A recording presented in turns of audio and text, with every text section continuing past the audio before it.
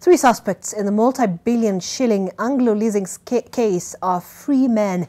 This is after a Nairobi court acquitted former Finance Minister Chris Obure, former Transport and Communication Permanent Secretary Sami Kyungu, and former Finance Secretary Samuel Bundotich of charges of abuse of office and breach of public trust in the 1.3 billion Anglo Leasing scandal.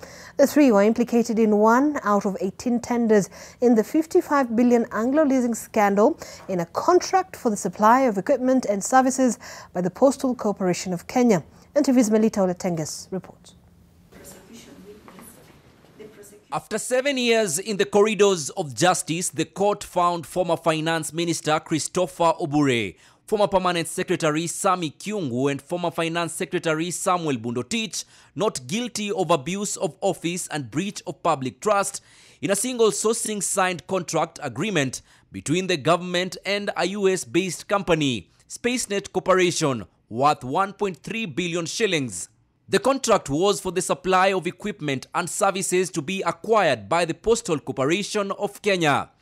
The equipment was named VSAT hardware, computer servers, software licenses and other communication services.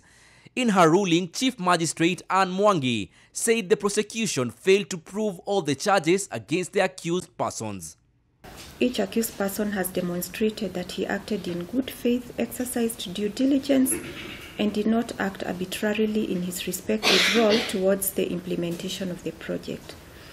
I have been called all sorts of names, but I'm glad that today all this has now come to an end and the truth has finally come out. I give glory to God for what he has done. I thank everybody.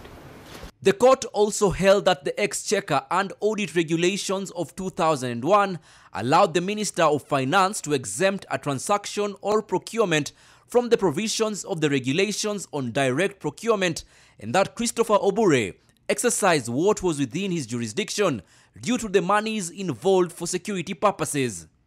The capacity of the contracting company to provide internet services was confirmed by the technical team in his ministry, which listed security as one of the reasons for seeking authority to use direct procurement.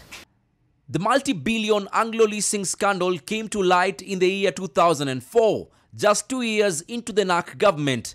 18 contracts awarded to phantom entities used to perpetrate fraud through non-delivery of goods and services and overpricing.